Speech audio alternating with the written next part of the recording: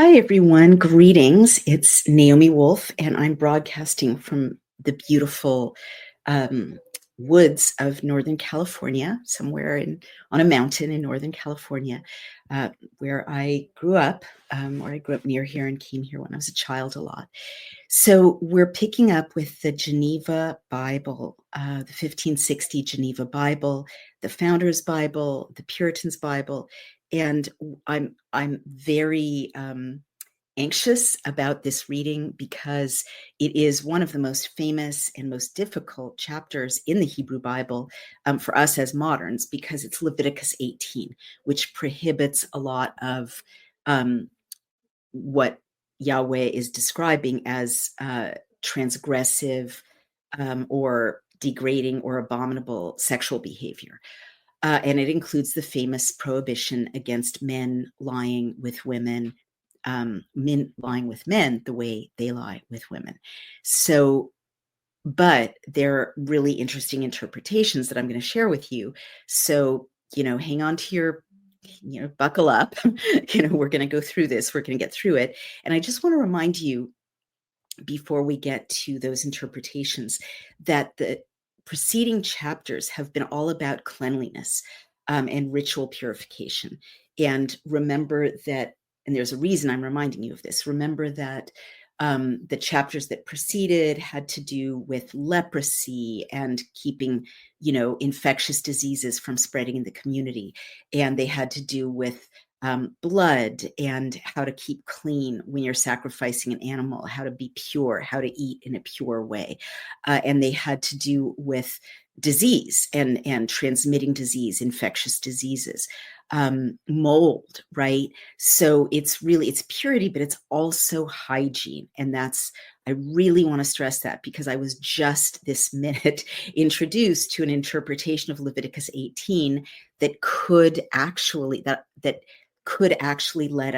me, understand and deal with this chapter, especially what seems to be a moral prohibition against male homosexuality, in a way that makes sense to me, that's coherent to me, as someone who, can't believe God would make gay men and not love them, right? So here we go. And I'm going to start, as always, with the reading of the 1560 Geneva Bible, Leviticus 18.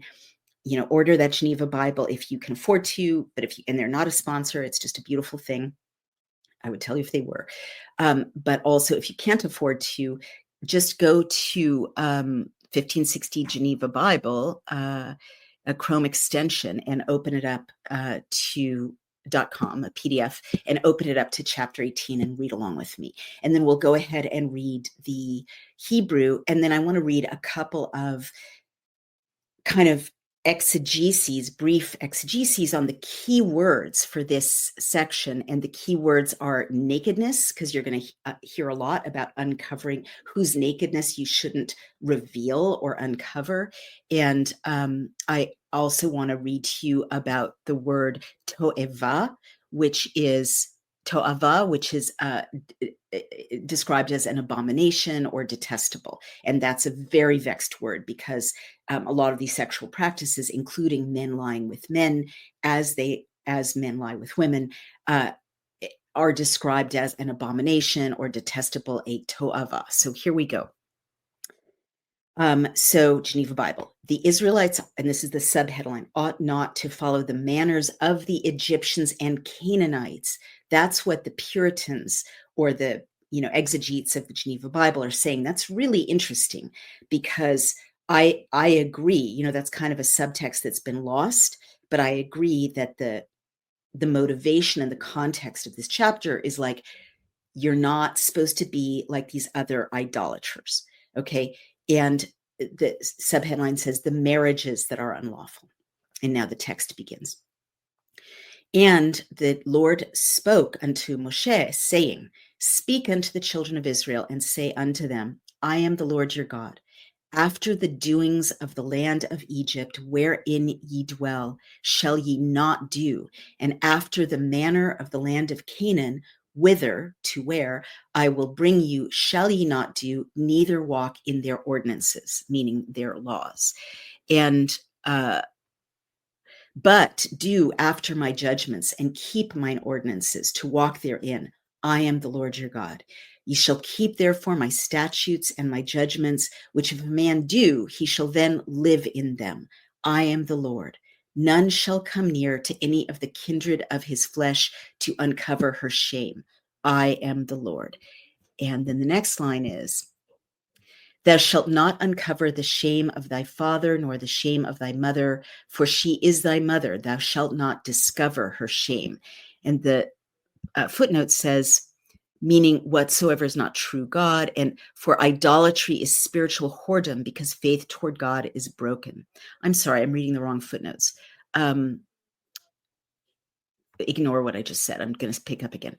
Thou shalt not uncover thy shame of thy father, nor the shame of thy mother, for she is thy mother. Thou shalt not discover, meaning uncover, her shame. The shame of thy, I'm going to change that to your father's wife, you shall not uncover, for it is your father's shame. You shall not discover the shame of your sister, the daughter of your father, or the daughter of your mother, whether she be born at home or born without, meaning a step sister or a half sister. You shall not discover their shame. The shame of your son's daughter or of your daughter's daughter, you shall not, I say, uncover their shame, for it is your shame. The shame of your father's wife's daughter, begotten of your father, for she is your sister, thou shalt not, I say, discover her shame. Thou shalt not uncover the shame of your father's sister, for she is your father's kinswoman, your aunt. Don't have sex with her. You shall not discover the shame of your mother's sister, for she is your mother's kinswoman. You shall not uncover the shame of your father's brother, that is, you shall not go into his wife, for she is your aunt. You shall not discover the shame of your daughter-in-law, for she is your son's wife. Therefore, you shall not uncover her shame. You shall not discover the shame of your brother's wife, for it is your brother's shame. You shall not discover the shame of the wife and of her daughter, neither shall you take her son's daughter, nor her daughter's daughter to uncover her shame, for they are your kinsfolk, and it were wickedness. Also, you shall not take a wife with her sister, meaning don't marry a wife and marry her sister. Remember, at this time, men could have multiple wives during her life to vex her in uncovering her shame upon her, because it will upset her if you marry her sister. Very wise words. You shall not also go unto a woman to uncover her shame as long as she's put apart for her disease. And you remember we covered that a couple of chapters ago, meaning that she's menstruating or she has an infectious disease. Moreover, you shall not give yourself to your neighbor's wife by carnal copulation to be defiled by her. Also, you shall not give your children to offer them unto Moloch. Neither shall you defile the name of your God, for I am the Lord. You shall not lie. Here it is. You shall not lie with the male as one lies with a woman, for it is abomination. You shall not also lie with any beast to be defiled therewith. Neither shall any woman stand before a beast to lie down thereto, for it is abomination. You shall not defile yourselves in any of these things, for in all these the nations are defiled, which I will cast out before you.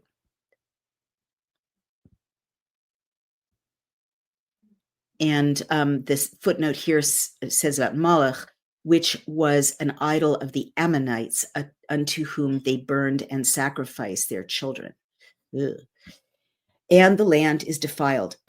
Therefore I will visit the wickedness thereof upon it, and the land shall vomit out her inhabitants.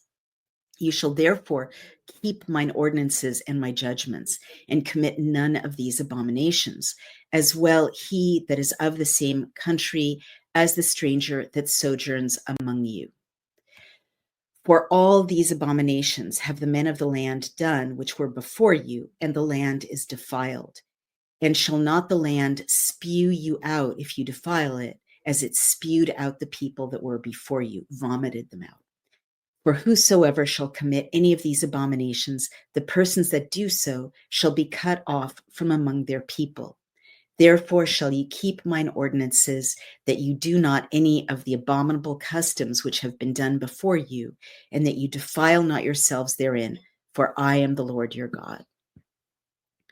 And the footnote says, I will punish the land where such incestuous marriages and pollutions are suffered. And the footnote for 25 also says, he compares the wicked to evil humors and suffering, which corrupt the stomach, meaning diseases, and oppress nature, and therefore must be cast out by vomit. And then he's describing, they're interpreting what it means that the people who went before the children of Israel and Canaan did these things and were vomited out by the land. The commentary is both for their wicked marriages, unnatural copulations, idolatry, or spiritual whoredom with Moloch, and such like abominations. And they also say, how will the communities die if they engage in these practices? Either by the civil sword or by some plague that God will send upon such. So that is pretty blisteringly clear. Let's see what the Revised Standard Version says now. And you can go ahead and tune in. Oh, lots of people are tuning in. That's really nice. Greetings, everyone. We're at Leviticus 18, pretty scary and intense, and very sobering. And this definitely includes the language that has been interpreted as forbidding male homosexuality. Although interestingly, it doesn't, we'll get to a longer discussion of this, but I just want you to know, it doesn't forbid men loving men, like David and Jonathan later in the Hebrew Bible loved each other. It doesn't forbid, intimate relationships, loving relationships between men, but it does literally forbid a certain kind of sexual practice, which we'll get into more. All right, now we're going to the Revised Standard Version, and you can go ahead and open it up, and look at it with me. I'm just going to see if they are doing anything radically different. So they translate the uncover nakedness or discover shame the following way. None of you shall approach anyone near kin to him to uncover nakedness. I am the Lord. You shall not uncover the nakedness of your father, which is the nakedness of your mother. She is your mother. You shall not uncover her nakedness, and so forth. Let's take a look at the famous prohibition in 19 on. You shall not approach a woman to uncover her nakedness while she's in her menstrual uncleanness. They're more specific. And you shall not lie carnally with your neighbor's wife and defile yourself with her. You shall not give any of your children to devote them by fire to Moloch, and so profane the name of your God. I am the Lord. You shall not lie with a man as with a woman. It is an abomination. And you shall not lie with any beast and defile yourself with it. Neither shall any woman give herself to a beast to lie with it. It is perversion. Do not defile yourselves by any of these things, for by all these the nations I am casting out before you defiled themselves, and the land became defiled, so that I punished its iniquity, and the land vomited out its inhabitants. But you shall keep my statutes and my ordinances, and do none of these abominations, either the native or the stranger who sojourns among you. For all of these abominations the men of the land did who were before you, so that the land became defiled, lest the land vomit you out when you defile it, as it vomited out the nation that was before you. For whosoever shall do any of these abominations, the persons that do them shall be cut off from among their people. So keep my charge never to practice any of these abominable customs which were practiced before you, and never to defile yourselves by them. I am the Lord your God. All righty, pretty heavy and intense. For once, I have pretty much no argument with the translation in Hey everyone, it's Naomi Wolf of Daily Clout. Have you ever wondered why your brain can feel foggy even when you're eating clean and exercising? It might not be burnout, it could be parasites. Groundbreaking research from Dr. Alan MacDonald reveals a direct link between chronic parasite infections and neurological diseases, such as multiple sclerosis. Parasites can cause inflammation, nerve damage, and long-term cognitive decline. More reason to do a full body cleanse at least once a year. The Wellness Company has a solution for you, ivermectin and mebendazole, the gold standard parasite solution now combined in one cleanse combo, designed to eliminate harmful invaders and support your immune system naturally.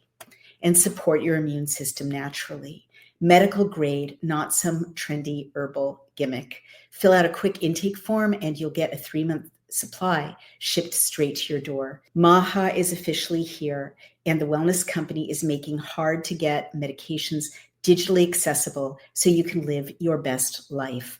Head to dailyclout.health and use code dailyclout to save $60 off plus free shipping on all orders.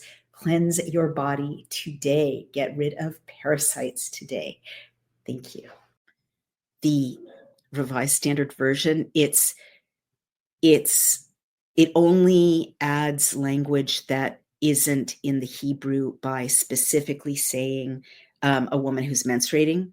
The Hebrew, as you'll see, is not that specific, but we know from previous contexts that the passage does probably very likely reference, don't have sex with a woman when she's menstruating. And we've already talked about the practice among Orthodox Jews of, following the earlier Leviticus chapters and this one about what women and their husbands should do when women are menstruating.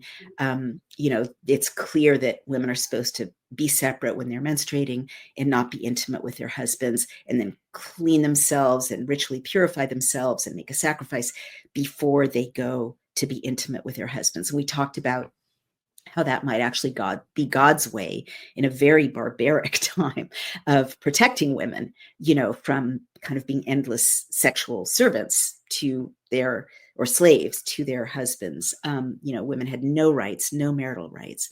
We talked about how the fact that women were set apart from the community after childbirth as well could have been, God's way of saying, okay, leave her alone for a while, let her recover.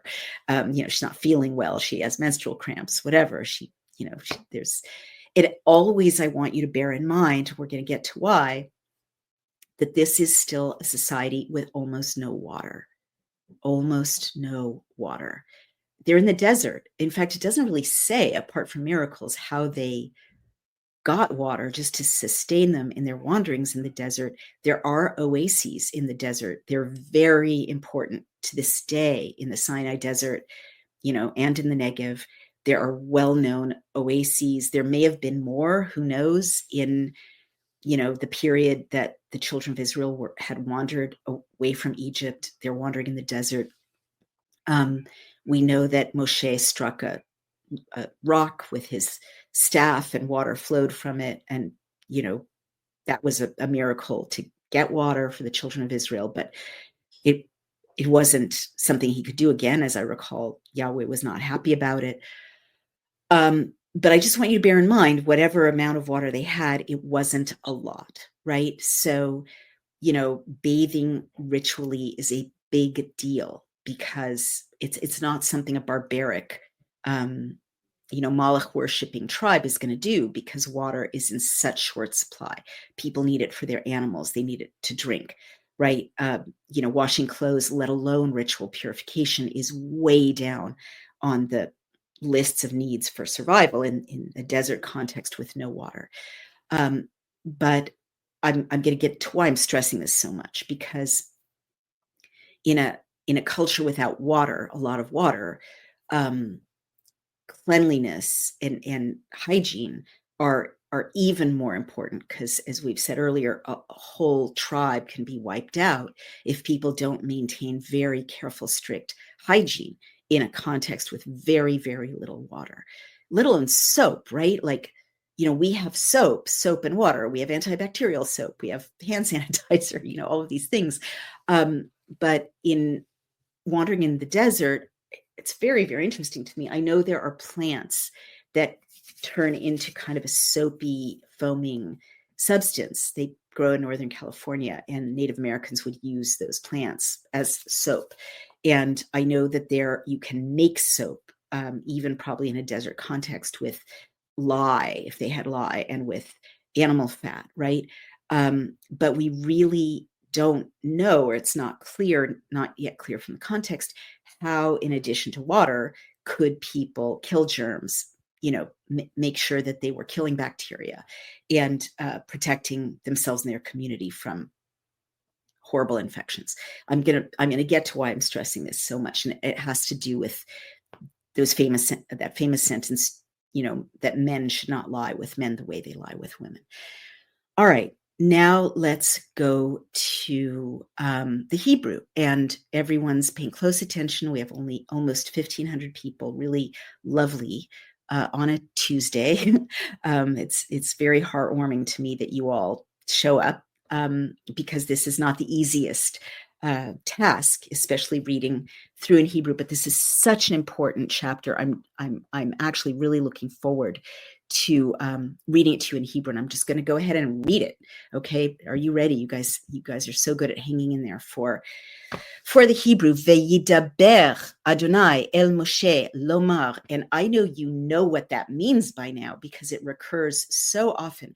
And spoke Yahweh Adonai to Moshe to say, daber, and again, that repetition, so common. Speak, el bnei Israel, to the children of Israel, ve'amarta alehem, ani Adonai Elohechem, and say toward them, I am the Lord your God, or Yahweh your Lord. Kema'aseh eretz Mitzrayim, asher yeshavtem ba, as the doings or the practices, land of Egypt, which you sat or you settled in her, lo ta'asu, don't do. And you can hear that repetition, kema'aseh, as the doings, lo ta'asu, don't do. Uchem ma'aseh, and as the doings, eretz Canaan, the land of Canaan, asher ani mevi etchem, shama, which I bring you there, lo te'asu, don't do, do not do, uvechukatehem lo telechu, and in their laws do not walk, do not go. Isn't that powerful? Et mishpatei ta'asu ve'et chukate tishmeru lalechet bahem. The sentences or the statements or rules, ta'asu, do make, do achieve, do create, right? Oseh is to make, to create, to commit, to achieve.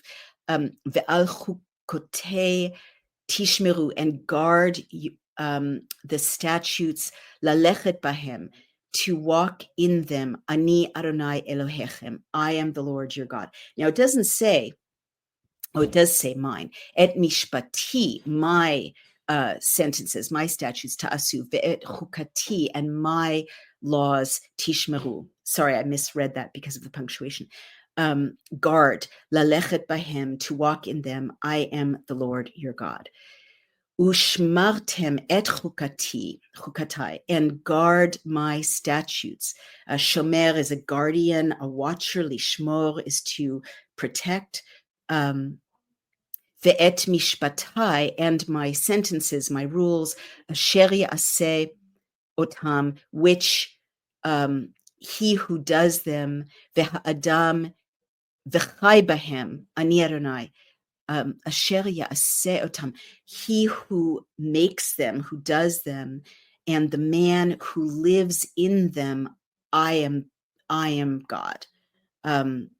Asher ya'aseh otam. So the grammar is a little convoluted there, but it's clear that God is saying, the man who lives in my rules and laws, I am his God. And you should guard my rules and my laws. Ish, and that's a beautiful repetition, which literally is man, and it is actually construed as no man. Al kol she'er besaro, lo tikrav legalot erva ani Adonai. No man shall come near to any of his close relatives. Besaro is literally his flesh, or his, like basar is the same word as meat. You remember it from earlier chapters. Lo tikrevo, he won't go near his own flesh. Legalot is to reveal. Erva is nakedness. Ani Adonai, I am God. Ervat avicha, your father's nakedness, ve'ervat imcha, and your mother's nakedness, lo tegale, don't reveal. Imchahu, it actually should be imchahi, but it's spelled who. Your mother it is. Lo tegale ervata, don't uncover, don't reveal. Legalot is to reveal, right? Her nakedness. Ervat eshet avicha lo tegale, the nakedness of the literally woman of your father, the wife of your father, don't reveal. Ervat avicha hu, it is the shame or the nakedness of your father. And that's your stepmother. Don't have sex with your stepmother. Ervat achotcha bat avicha, the nakedness of your sister, the daughter of your father. So this could mean your blood sister, or I think your stepsister or half sister. Or bat imecha, or the daughter of your mother, which again could mean your blood sister or your mother's daughter from a previous marriage. Moledet beit, born in the house.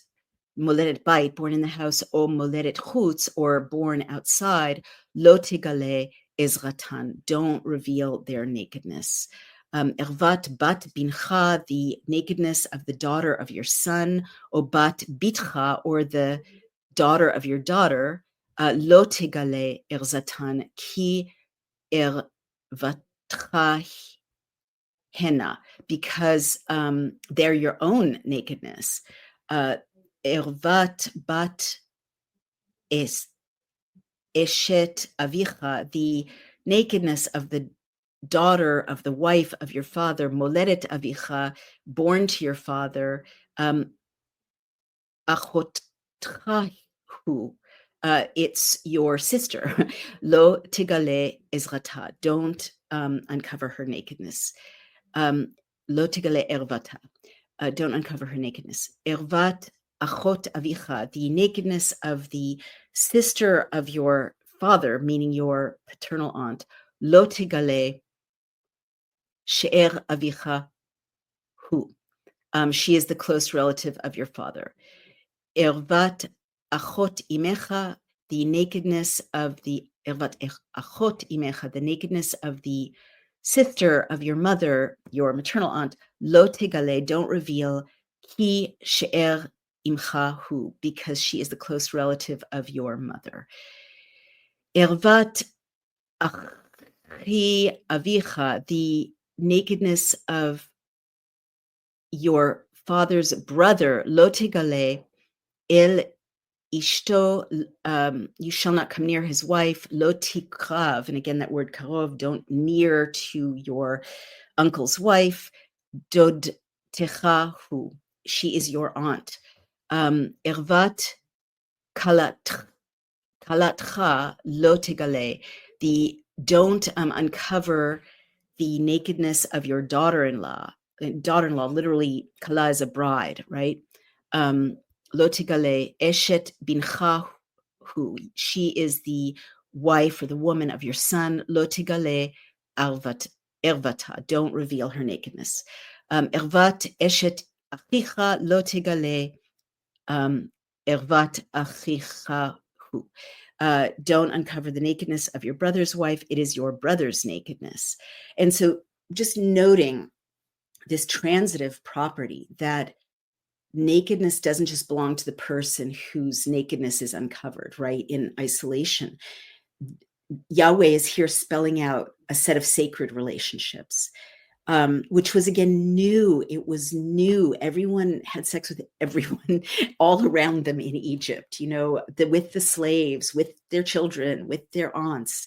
In Canaan, they there were no boundaries, right? So Yahweh, like we take for granted, oh, you don't have sex with your brother, you don't have sex with your aunt, you don't have sex with your uncle, you don't have sex with your children. We should take those things for granted. But I really want to stress these norms were literally invented, and they were I mean, I hope they always existed in some, spiritual plane, but in the human, fallen, post-Edenic dimension, people were having sex with everybody, right? Without any, willingly, unwillingly, um, and raping people, raping their wives, raping children, like it was mayhem. And so this is, I really want you to think back in time and imagine you're surrounded by that kind of world. And we are going back to that kind of world, right? If we don't put on the brakes. But in that world where, of course, you can, if you like your son's wife and she attracts you, you just, sell your son into slavery and take his wife for one of your 6 wives, right? Or slaves, right? Like that was that world. Okay. So the world we inherited that had norms that we don't even examine because they're so deeply part of our Judeo-Christian culture that you don't do things like that they are off limits, sexually off limits. You don't rape them, you don't marry them, you don't, walk in on them naked, you don't tell them to strip, you just leave them alone sexually, right? Those norms were put in place in Leviticus 18 by Yahweh at a specific time, a specific place in human history. Maybe somewhere lost to history, in South America or China or whatever, other people, other deities through which Yahweh's energy was being filtered, put in place those rules, but they don't descend to us, right? This is Yahweh, creating our Western world with its moral norms of especially no incest and no sexual abuse and no like indecency with your own relatives, right? Or with your in-laws. It's really new, and it would have been really novel and a big leap of faith in a way for people who are surrounded by people, men, right? Because women couldn't choose who they wanted to have sex with at all, or children for that matter. But they were surrounded by people who were literally sacrificing their children to Moloch, literally enslaving everyone they could, taking slaves in conquest, marrying multiple wives, whatever that meant, treating them as chattel, no boundaries. I mean, remember in Egypt when pharaohs were being entombed at this time, they would just dump all their wives and children and animals into their tomb and, goodbye, right? They had zero human rights. So big picture, I really want you to think about it because it's a big deal. It's a big idea. It's the biggest idea I think humans ever were blessed with. Yahweh right here is inventing the idea of human rights. I feel, right? He kind of invented them earlier with the 10 Commandments and the 7 Noahide laws, which are the version of the 10 Commandments for non-children of Israel. But I don't think he spelled out as clearly as he does here. Interesting, using sexual prohibitions that individuals had rights and dignity, and you can't just, throw them in the fire or use them for your own sexual pleasure at will, right? I mean, that's how I read this. And I find it incredibly interesting. So let's go back to the Hebrew. Where is it? Vayikra. All right. Okay, here you go. Ervat isha uvita, the nakedness of a woman and her daughter, lo tegale, don't reveal, meaning don't have sex, don't have a threesome with a mother and daughter. Ve'et bat bna, and the daughter of her daughter, ve'et bat bita, and the daughter, the daughter of her son and the daughter of her daughter, lo tikach, so don't have sex with families altogether. Legalot ervata, to reveal their nakedness. Sha'ara hina zimahu. They are close relatives. It is evil counsel. Zimahu, it is evil counsel. Ve'isha ve'et achuta, and a woman and her sister, lo tikach litzrar, don't take in marriage, litzror legalot ervata, to reveal their nakedness, aleha bechayeha, to uncover the nakedness of one upon the other in her lifetime. So, like, can you imagine being married to a woman and her sister, and like basically they're both of their kind of nakedness is revealed in a family setting? It's so bad, but obviously it was a time when things like this happened because God had to say, don't do it.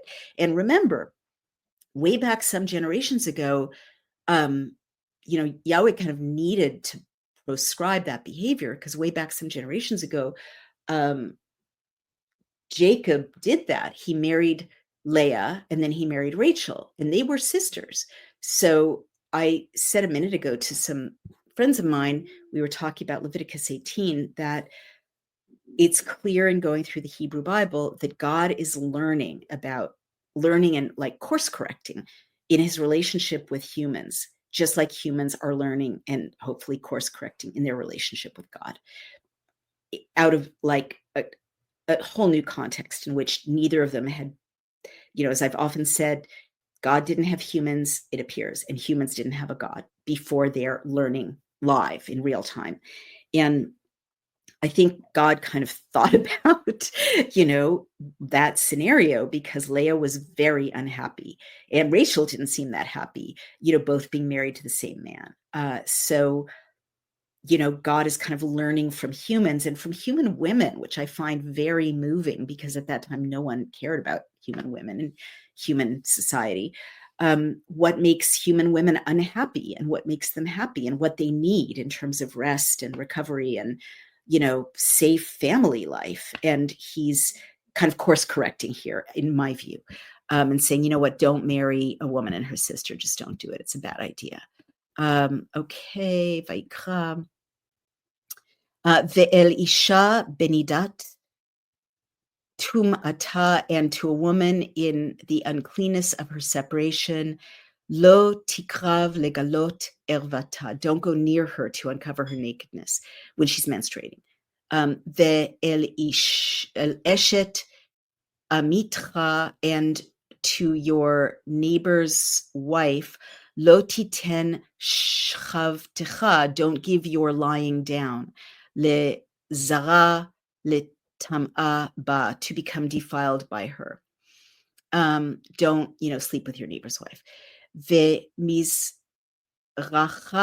lo titen, and don't give your offspring, literally your seed, lehe'evir lemolech, and to pass over to Molech, the god Molech.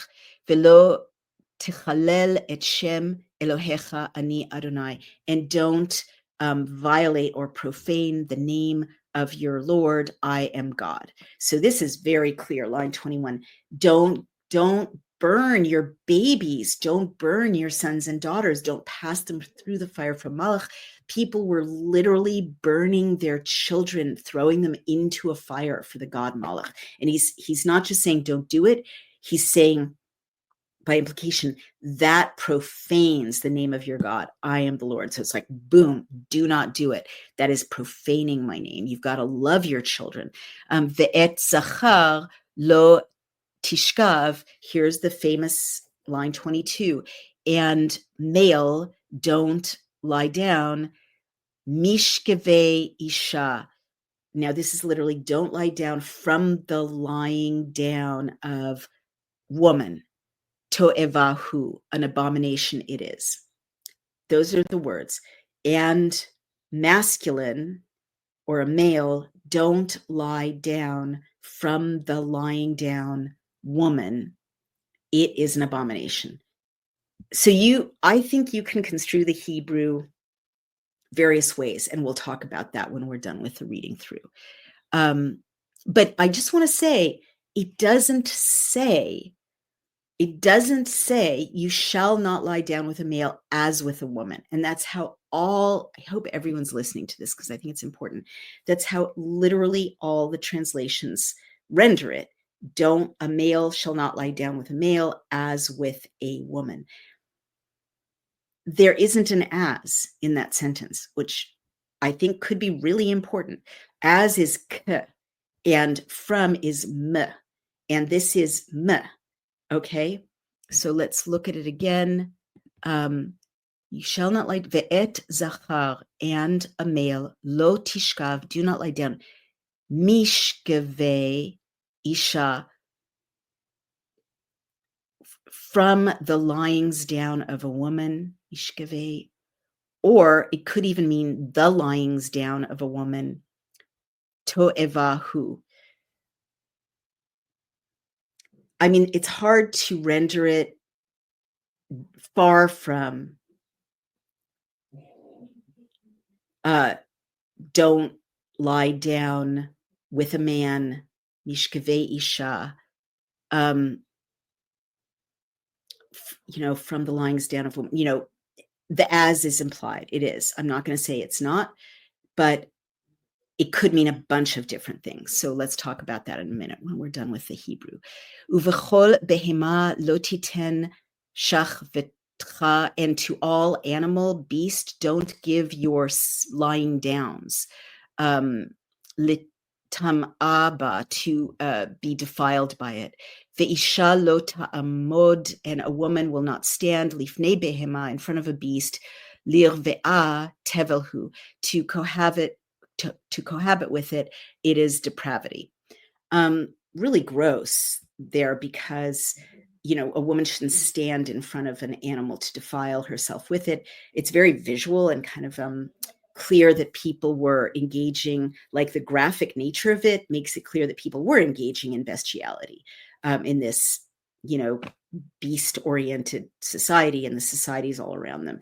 And, it's just mind-blowing, right? We just take it for granted that humans aren't supposed to have sex with animals, right? And that it's a real depravity. It's a genuine perversion if people have sex with animals. There was a time when God had to say, hey, guys, don't have sex with your animals. Don't have sex with the cow. Don't have sex with the sheep. Don't have sex with the goat.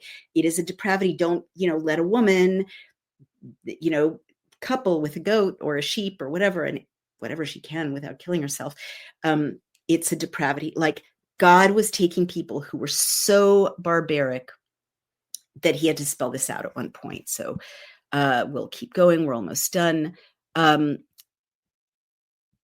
shall al tim'u, don't defile yourselves. Bechol ele, in all of these. Ki b'chol ele, because in all of these, nitmeu, same word, that mirroring structure, were defiled hagoyim. And remember, goy is not a negative term. It just means nations that are not the children of Israel. The nations, asher ani mishleach, which I sent away, which I'm sending away, mipnechem, from before your face. So they're still there in Canaan, and they're doing all these bad things. And God is saying, like in medias res, in the middle of the action, God is saying, those people north where you're heading, they're doing all these things, and they're grossing me out, and I'm going to send them away from before your face as you keep going, but you have to do otherwise. V'tim'ah haaretz, and the land became defiled. Ve'efkad ona, and this word paked, it's very interesting. We've talked about it before. To lefaked is to kind of do your duty or to have a responsibility. That if kod ona, and I visited kind of as an obligation, her sin aleha, on her, ve taki haaretz et yeshveha. Laki is to vomit, even now in modern Hebrew, and vomited the earth or the land, her yeshveha. You remember that root. Lashevet is to sit, to settle. Those who are settling in her, its inhabitants, the Canaanites. Ushmartem, and you will guard. Atem, you. So there's a stress. twice, like the you plural. Ushmartem, and you all will guard. Atem, you all. Et chukatai, my laws. Ve'et mishpatai, and my sentences. Ve'lo ta'asu, and do not do.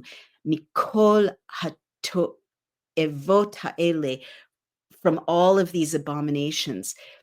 Ha'ezrach ve'hager, nor the stranger, or the alien person, or the native, I should say, ha'ezrach, meaning someone who's of your tribe, ve'hager, or the stranger, hagar betochehem, who lives among you. And remember, please, I know I keep interrupting, forgive me, but these are such important sentences. Here again is more evidence that these laws God did not intend just for the children of Israel, though they are kind of his, demonstration people, clearly, but he intended them for everyone, the children of Israel and the stranger or sojourner in their midst, the non-Israelites. Okay, so why I keep saying the Hebrew Bible is not just for Jews. Judaism is not just for Jews. It's for everybody who wants to follow God's law, right? And it becomes part of Christianity, part of Islam, but it's for everybody. That's my reading, and I think it's very, very clear. So we're almost done, and there's lots of commentary, which is rather exciting, but let's keep going. We're almost done.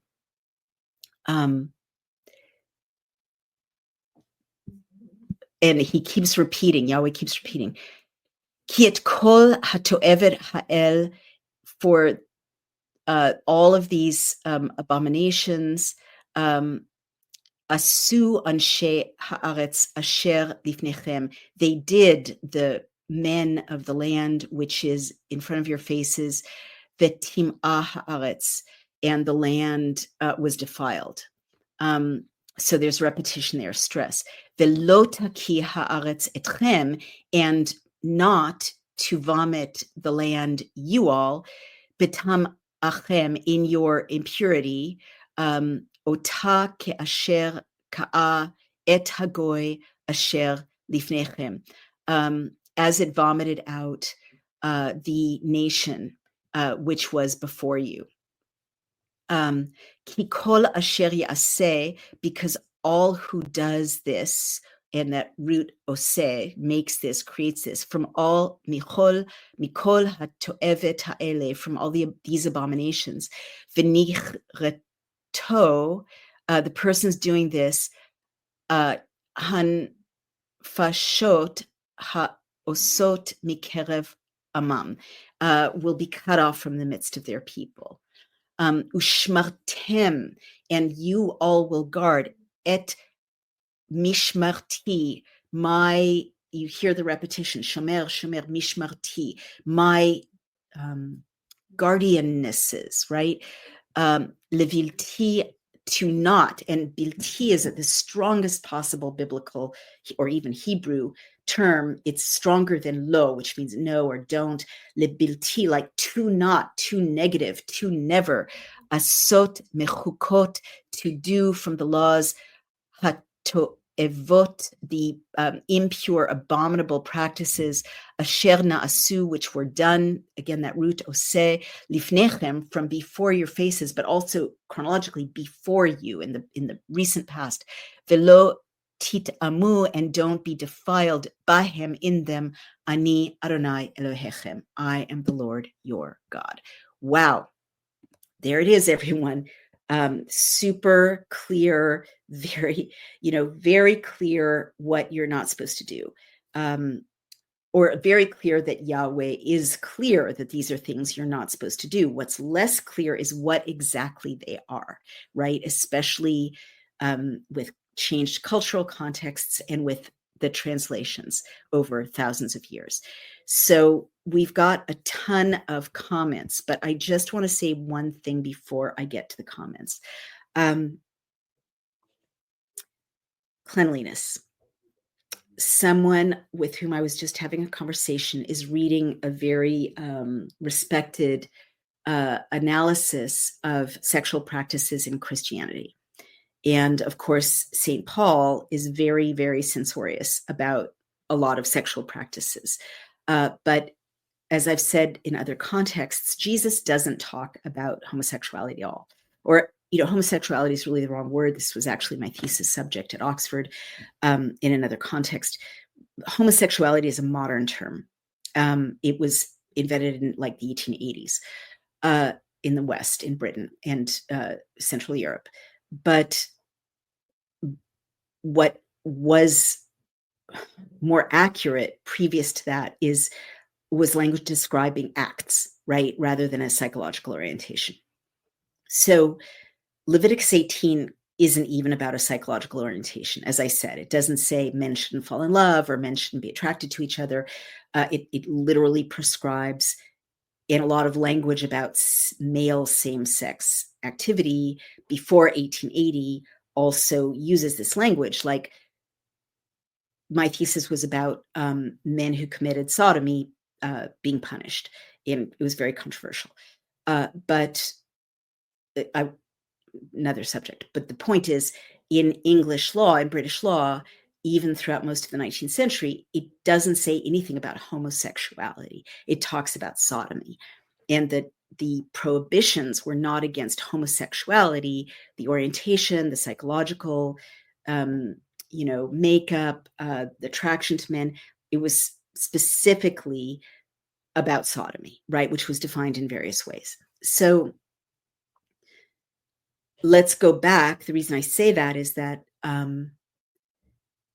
the whole kind of anti-male homosexuality inferences over the course of especially the 2,000 years following Paul and following the church fathers, right, who were very censorious. We've talked about this, both about sex within marriage, which Judaism, as I've said, is very positive about.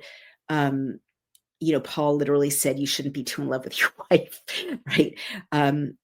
But also against male homosexuality in a major kind of sweeping way. You can't really find that in the original before Paul. You can't, and you can't find it in Jesus. You can't. And I'm just going to say that. A lot of people may get mad at me, but I'm just looking at the texts. And so going back all the way to Leviticus 22, what I want to share with you, I want to think a lot more about it. I want to read a lot more about it. But what just comes to mind is the context of these chapters is about cleanliness. Remember, cleanliness, cleanliness, cleanliness, and a lot of discussion of how to keep from infections getting into the community at large. Well, I can't help thinking, don't lie down with a man as you lie as with the lyings down of a woman. That literally means, penetrative sex to me, right? It doesn't, to me, you could argue, and don't strike me down, God, I'm just doing my best here. You could argue that doesn't really apply to, masturbation or oral sex or, mutual masturbation. I'm just trying to think this through. Don't get mad at me. But it clearly, I think, as I read it, implies don't have penetrative sex the way you have penetrative sex with a woman. And the only thing I want to say about this is think about the context of cleanliness and hygiene. If a man, as the Canaanites were doing, the Egyptians were doing, later the Romans and the Greeks were doing like crazy, has penetrative sex with a man and then has sex with his wife, which is penetrative, they could make the wife very sick, okay? Very bad infections, very bad pelvic infections because the lack of water, okay? Lack of sterilization, lack of hygiene. It's not clean. I'm sorry, I don't mean to offend anyone here, but you just have to think about the context we've been working through, chapter 12, chapter 13, chapter 14, chapter 15, about literal hygiene. So if you have sex with a man penetratively, and then you go a day later, have sex with your wife or the same day or whatever, penetratively, you are creating a context for a lot of horrible pelvic infections in women. All right. I'm not just talking about STDs. I'm talking about just literally cystitis, pelvic inflammatory disease, things that could make a woman be in pain all her life before antibiotics, but also not able to have children. All right. So I just want to throw that out there. I'm not making a claim that I understand or that this is the answer, but in the context of a lot of chapters about cleanliness and hygiene and not infecting everybody, that actually seems to make sense to me. So I'm not sure that it's God prohibiting homosexuality as we understand it today. I'm not sure.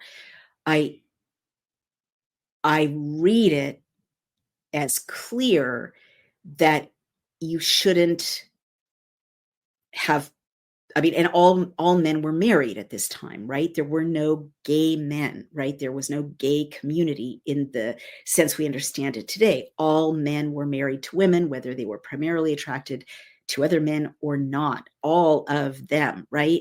The assumption is that Jesus was married because all the children of Israel, all males in a Jewish context, were married to women, whatever their inclinations. And I certainly believe that same-sex attraction has been with us since time immemorial, but it's literally saying, don't do that because you're gonna infect your wife and make her sick. So that's my reading, and to me, it's very interesting and much more consonant with a loving God who made men who are attracted to men. You notice it also doesn't say anything about women sleeping with women. There's no biblical prohibition we've reached yet about women sleeping with women. It's not important enough to register, perhaps. That was true of other cultures. And I'm joking, but I'm just noting that, and I'm not trying to say anything definitive here. These are very contentious subjects, and we have very little evidence, in the big scheme of things. I guess I'm just asking you to really think historically, and as literary critics, we have a tiny bit of evidence here for what God actually meant. And people for 3,500 years have interpreted this with gigantic extrapolations that they can't be sure are actually in this very short sentence. That's all I want to say, and above all throughout is love, love, love, accept, accept, accept. So I just wanted to put that out there. You may agree, you may disagree, but it actually was the first thing I've heard about that passage that is in alignment with God's character and temperament as he's revealed it to the children of Israel up until now. It's like, don't hurt people with your sexuality. And also the other thing I want to say, and then I'll stop, and I really want to say this in a way that no one can take out of context as homophobic, okay? But the context in which Yahweh is giving these directions to the children of Israel about their sexual lives and their, again, more than sexual lives, their family lives, right? How to have pure, dignified family lives in which all relatives have personal boundaries and human rights, essentially, even vestigially, like the beginning of human rights.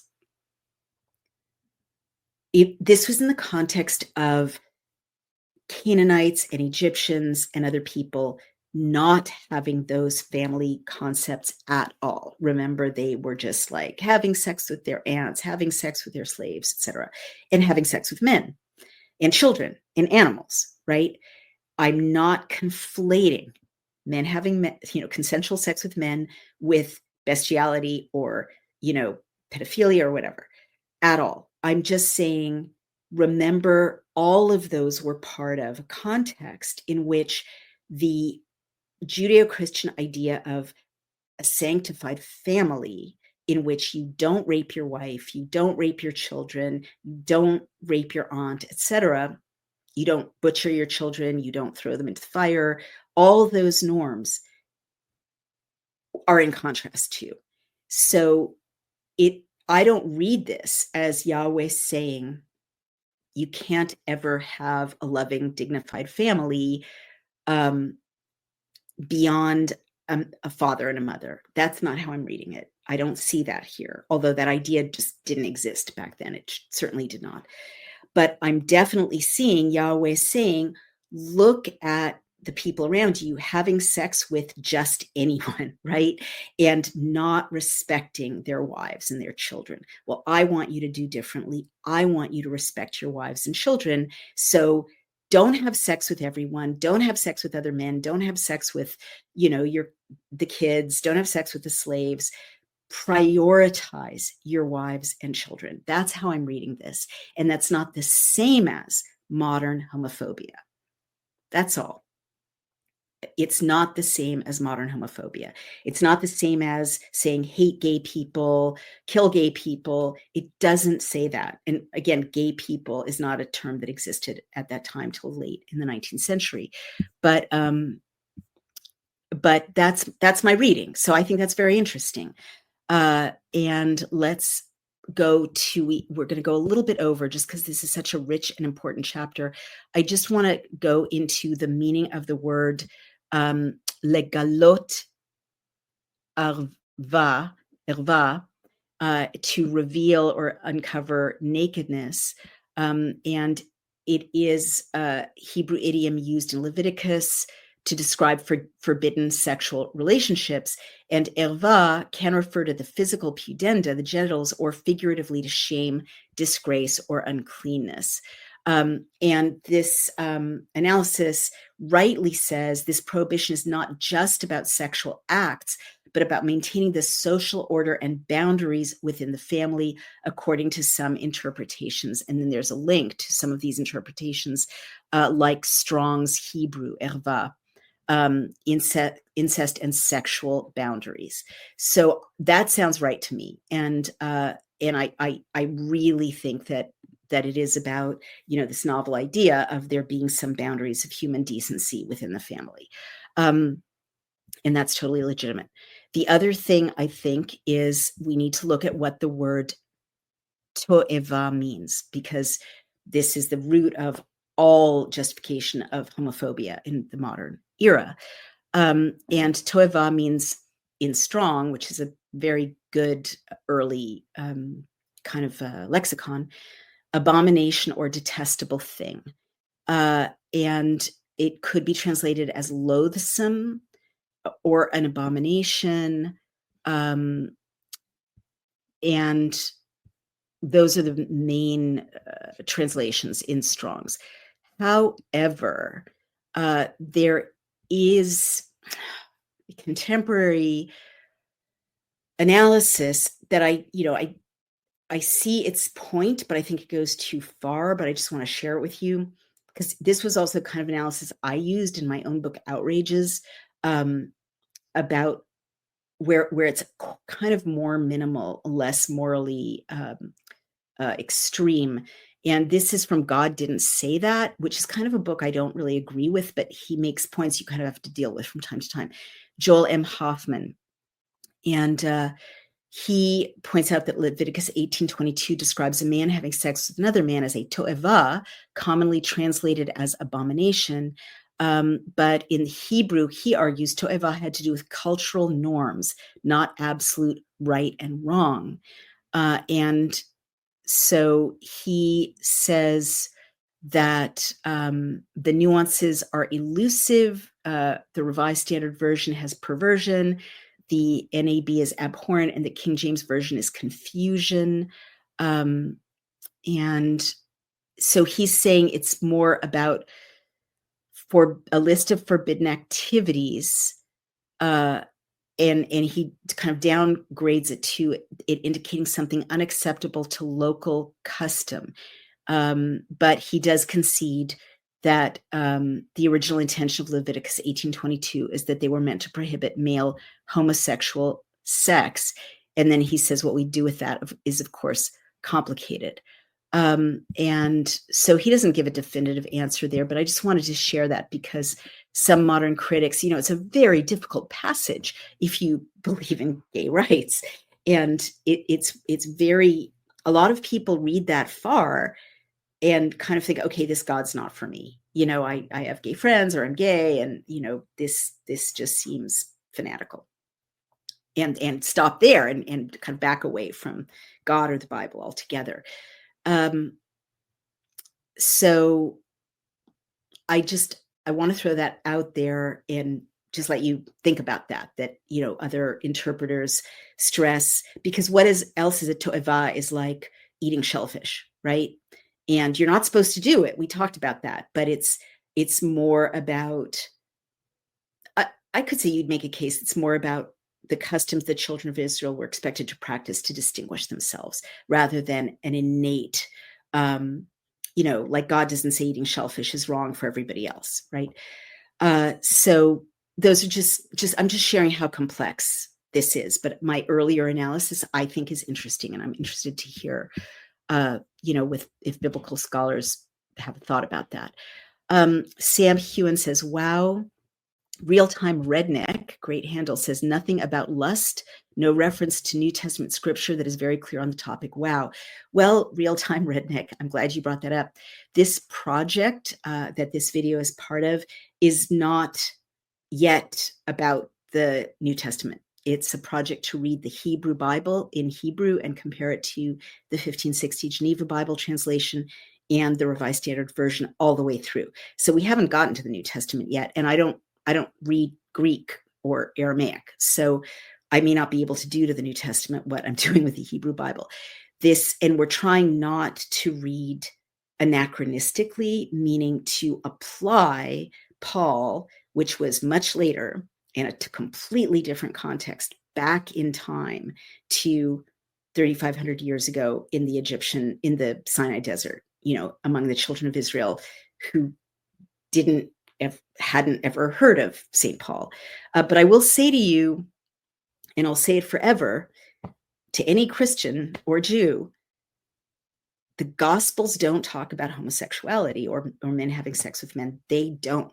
Yeshua's message was love, love, love, love, love. And in the closest parallel where sexual proscription is described is the woman who had 5 husbands, meaning she was a prostitute. What he did was he didn't say, "You're so disgusting, you're a slut, I'm not going to talk to you, go away, you impure woman." He wrote with his finger in the dust, and he said, "He who is without sin among you, let him cast the first stone," which was a huge leap forward, from the way adulteresses were treated in the Hebrew Bible, which we'll get to, which is by stoning. So, I'll just say that, yes, St. Paul has a lot to say about burning with lust and homosexuality. And we could talk more about that. But the other thing I do want to say about even St. Paul, whom, as you know, I don't care for him as much as I care for Jesus, and I think his commentary is very important to Christians, of course, but I don't see it as absolutely sacred word of God as the gospel and Jesus's message. I don't. He was a Jewish guy who converted, who had all the flaws of any human at that time, who had a profound experience of Jesus. That's fine. But he also was writing about male homosexuality at a time, and he was a Hellenized Jew. These people were not Hellenized Jews. Hellenism didn't exist yet, right? You got to look at a historical timeline while you're doing this. It's very important.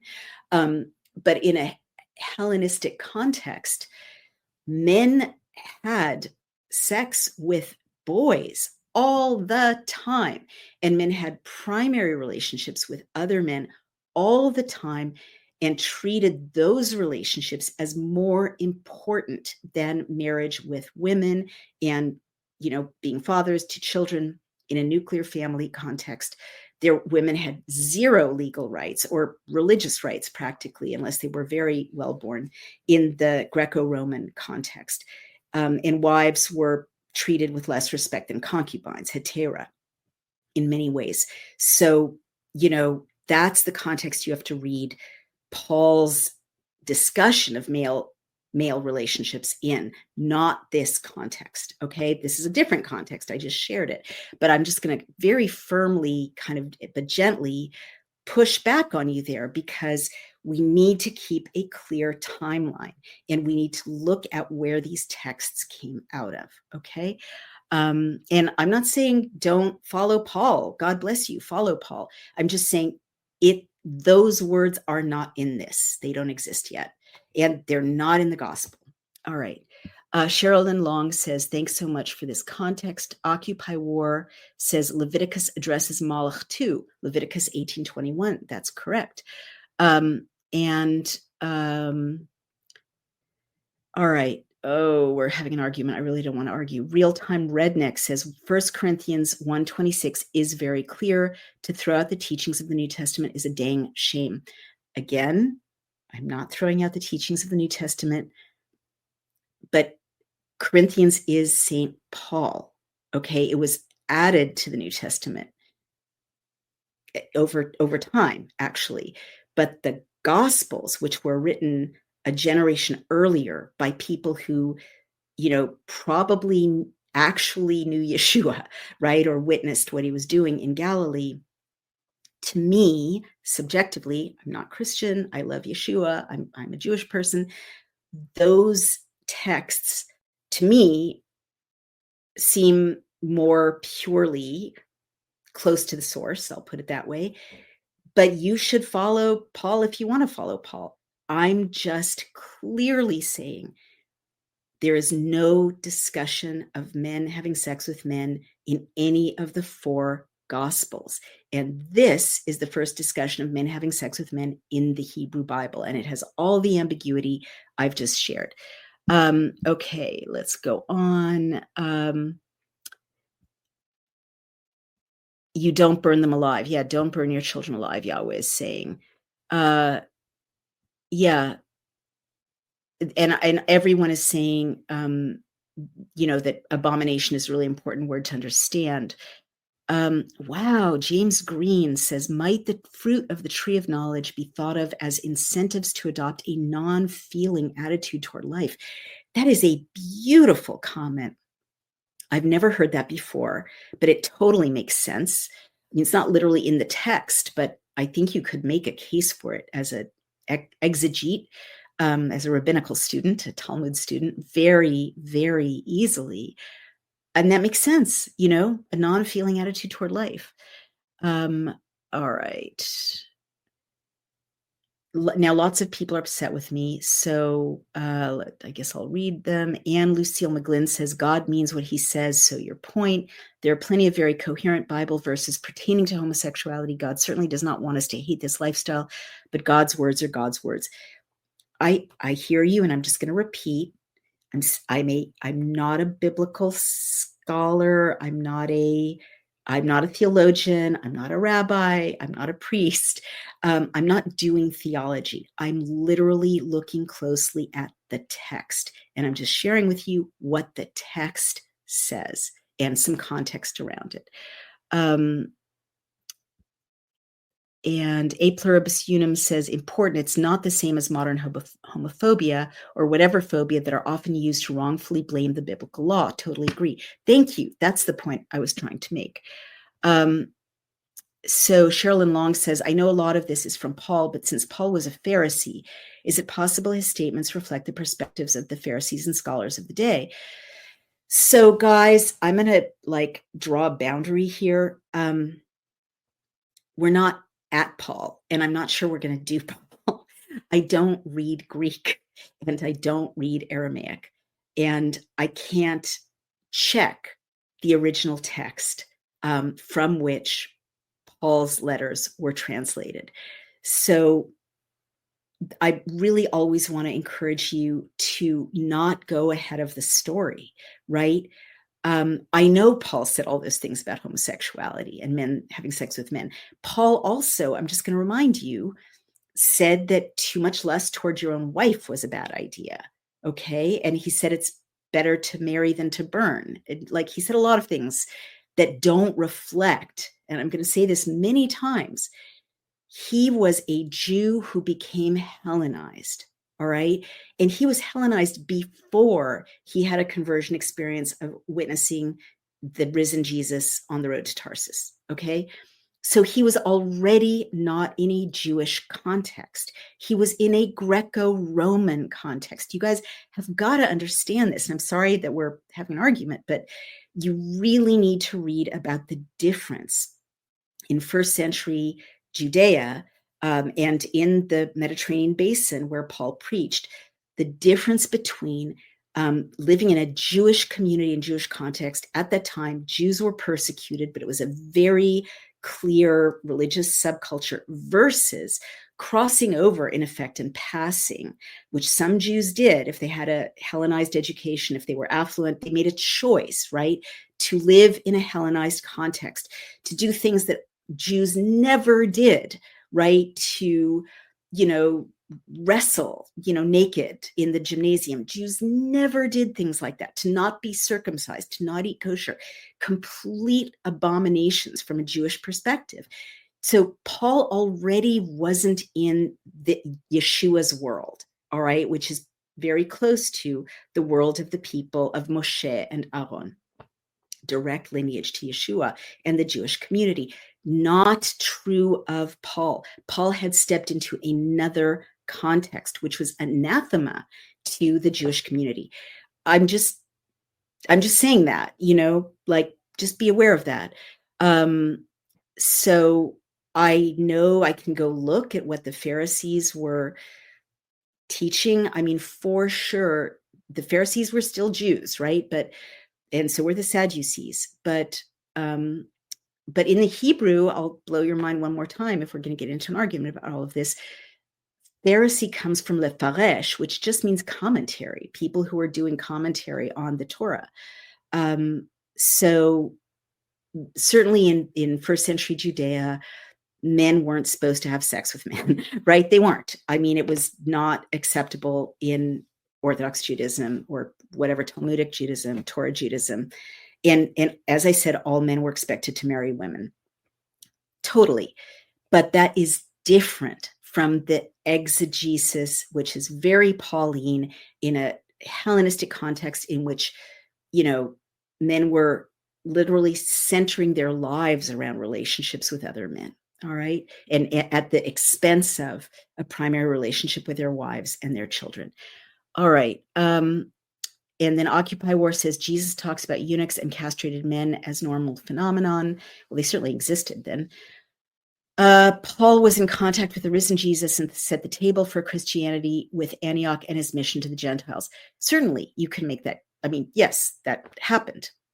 But that was a break with Yeshua's context, which was coextensive with the Jewish tradition. All right. Well, Occupy War says Paul's epistles were the first Christian writings. I mean, what do you do with the gospel? The four gospels, which were written by followers of Yeshua. I mean, they didn't think of themselves as Christians yet. They followed Jesus, whom the Greek calls Christos, which means anointed, Mashiach. But Christianity didn't exist yet as a separate religion in Yeshua's time. Sherilyn Lynn Long says, I appreciate focusing and understanding the specific cultural context and time. Thank you for the thoughtful discussion. So we'll end with that because I think you can see from this extra 16 minutes we've gone over what a vexed and difficult discussion this is. And I'm going to, and James Green, thank you, said Rome organized hedonistic demands so as to close down connecting in a feeling way. Absolutely, James Green, I agree with that. And absolutely to discourage primary feelings being toward your wife and children, staying within what we understand now as the heterosexual nuclear family. So we're going to end there. But before we do, I just want to say this project is not, how can I put it? This project is rigorously going to stick to the text and to the cultural context. And we're not going to get ahead of it. We can certainly, tackle foreshadowings and elucidate, just as the translators of the Hebrew Bible did in 1560, how Christianity, subsequently different Christianities, different interpreters, different church fathers made use of these texts. But, the 5 books of Moses exist in their own context.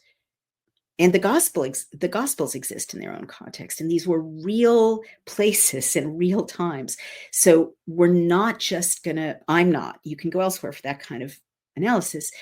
I'm not just going to read backwards from someone whose work I don't even like as much as I like Jesus's work, right? I'm not going to use Paul to read backwards and put overlays on top of what my people understood going back 3,500 years. Yahweh is saying to Moshe and Aaron. That exists in its own time and place, and to the children of Israel. Now, that is the root of Christianity, for sure, and God bless Christianity, but it is an anachronism to wipe out the Jewish context or the children of Israel context, right? And wipe out what Yahweh is saying clearly, or as clearly as he can, given all the ambiguities we've talked about, and to read backwards a Hellenistic, Roman, Mediterranean, affluent, educated guy who writes beautiful Greek context and set of concerns onto this group of shepherds wandering around, following, a monotheistic God for the first time in history, following Moshe, and trying to learn what it means to do what Yahweh wills. These are totally different settings. And I guess partly as a Jewish person, I just think it's very important to recognize that they, the latter descends from the former, but it is a completely different time and place and a different guy, right, than Moshe and Aaron, and a different conversation. So thank you. Occupy War says, nothing vexed about the discussion. I understand more about your beliefs as Jewish. No, you don't have to stay away from references to Christian writing. That's not what I'm saying at all. I'm not addressing you, Occupy War. I'm really kind of talking back respectfully to Anne Lucille McGlynn and Redneck, the Redneck handle, Redneck, Real-Time Redneck, to warn them that I'm going to compare notes, but I'm not going to put Paul into Leviticus, retrospectively. Okay, Paul doesn't exist yet. That's all. That's what I'm saying. I think it's very important to look at how they communicate with each other and the insights that all of you have, who are Christian, sharing what you recognize as echoes from the future, back to this time, or whatever you want to talk about, are really, really great. And I don't want to discourage that at all. I'm just making it clear that because Real-Time Redneck and the other person, Anne Lucille McGlynn, seemed disappointed that I'm not incorporating Paul. And I just want to be really clear so no one's disappointed. I'm going to stick to the context, and I'm going to push back when you ask me to put Paul into the voice of Aaron or Moshe, or, the text, which seems to be reproducing what Yahweh said to Moshe, because it's not there yet, or it's not there. I don't see it. It doesn't exist yet. Different time, different place. All right. That's me, but with all respect to everyone. And I hope I haven't discouraged anyone from joining me next time. I'm going to try to do this every day for 5 days again. I thought it was very productive when we did it the last time. I had a second wind. But in the meantime, I'm going to sign off. This was really interesting. I can't believe we got through it. Thank you. And go to Outspoken on Substack to follow the Geneva Bible readings. Please donate or subscribe if you can, because I have a team of people who help me get these edited and out there to you and out into the world. And go ahead and support us at Daily Clout if you want to get independent reporting, and BillCam and Legisector, which are fantastic legislative tools where you can use your free will, which I think is part of this spiritual journey, to pass your own laws that you believe in and stop bad laws that you don't believe in. Thank you for your patience, and thank you for joining me. We have almost 2,500 people, and we got through Leviticus 18. The sparks flew. Thank you all so much. I'll see you again tomorrow around noon your time. Bye. If you're on the East Coast.